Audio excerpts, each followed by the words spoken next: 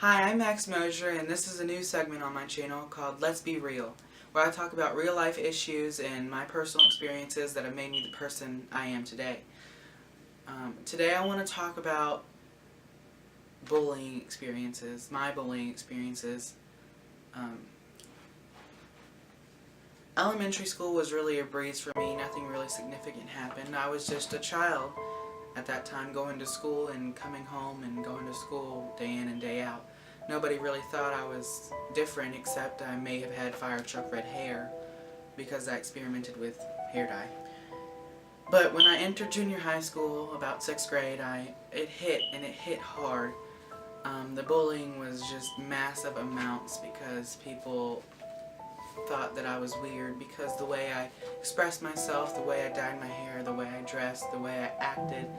So when I entered a classroom, they would just whisper and call me fag and fatty, and honestly I didn't even know 6th graders knew what a fag was, and barely I didn't. But then I would gravitate more to my teachers, and they were nice, some of them, and my guidance counselor, she helped me a lot. And there was this kid in 8th grade, every time I walked near him or past him, he'd hit me and like shoulder bump me and knock all the books out of my hand and call me a fag. And that was unpleasant. And then I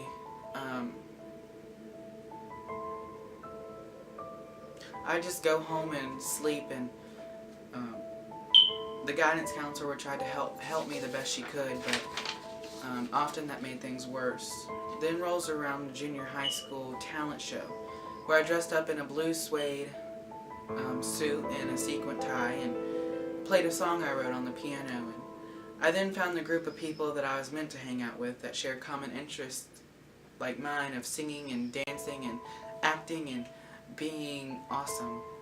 But now it's 7th grade, and I had my group of friends, and I came out of the closet as gay, and everything was great other than the frequent slurs of homo or faggot or weenie boy or stuff like that. And then here comes the locker room. The locker room is a very uncomfortable place for a gay little boy like myself. All the jocks thought that their junk was a piece of cake that I wanted, and they'd cover up like it was some treasure. And then, by the grace of all things holy, I got a excuse from PE by my doctor because I had surgery earlier that year. Here comes November, and my dad was diagnosed with stage 4 lung cancer, and I was getting sicker because I have a blood disorder called hereditary angioedema. And if you don't know what hereditary angioedema is, I'll link you a description to www.haea.org, and you can find out all about it. But I had this nurse that came 2 times a week, and she was really nice, and she was really knowledgeable about that, and she would give me my infusion every 2 times a week, and while she was with me, she would teach me stuff about my dad and how to take care of him, and how to check his temperature every hour or so, and just help him. And she was really nice and taught me a lot. She was an awesome friend as well as an awesome nurse. My dad unfortunately lost his battle to cancer, and that drove me to try out for America's Got Talent. Fast forward a couple months, and here's the beginning of 8th grade. Everyone knew me and knew who I was, and somehow they got word that I tried out for AGT and wanted to be my friend, but for all the wrong reasons. So I stuck to my original group of friends that were there from the beginning. I connected to my 7th and 8th grade science teacher. He was really nice, and he helped me, and he cared about people, so he really was a great mentor, and that helped me a lot during my middle school years. And I also joined the 4 Club, which is a Friends of Rachel Club, and if you don't know what Rachel's Rally is, I'll put their website in the description, and you can go find out all about them and their great organization. I joined 4 Club to really help people like me who are getting bullied and make the school a better place, but that didn't happen because what I thought the 4 Club was really nothing like that. They would put posters up, and they'd make videos, and they would do like donuts for the bus driver, but not really helped what I wanted to help. And I'm sure that they're getting on board with that now as I'm gone, but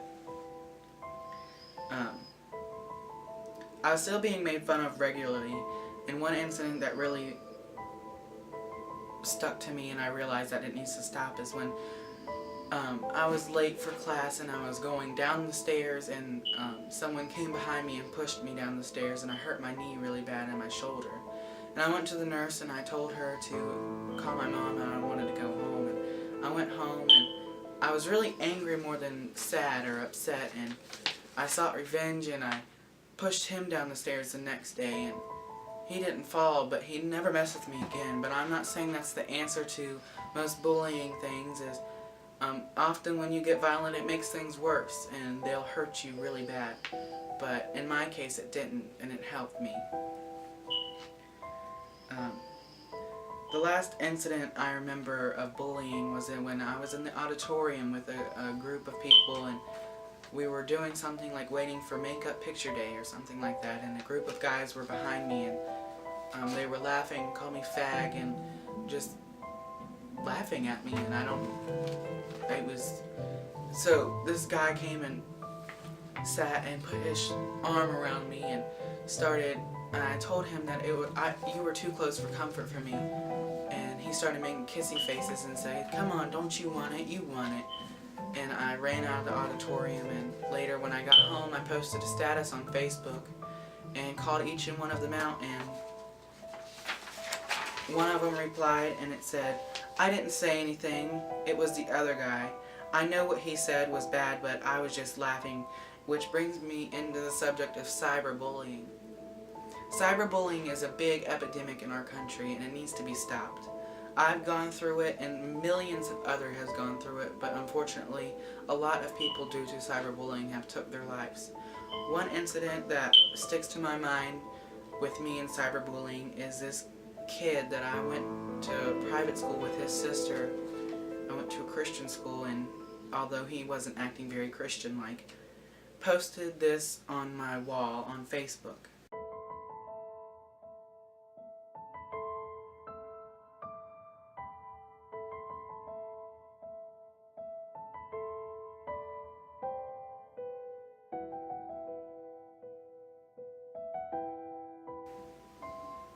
This kid was not raised right.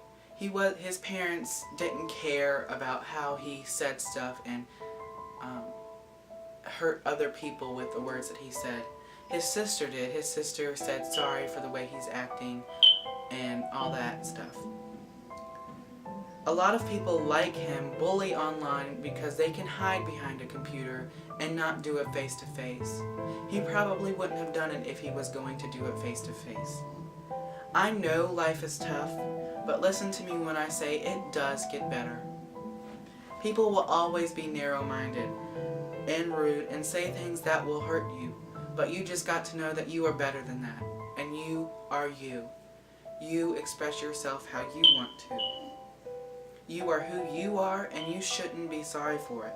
It does get better. Next week I'll be doing a Q&A video, and if you want your questions answered by me, all you have to do is leave them on my Facebook page, www.facebook.com/MaxMosierTV, or Twitter, that will be in the description, or you can leave them in this video's comments, and they will be answered next week on my Q&A video. This is it for me, Max Mosier, and I will see you next week. And remember, be yourself and nobody else. Bye!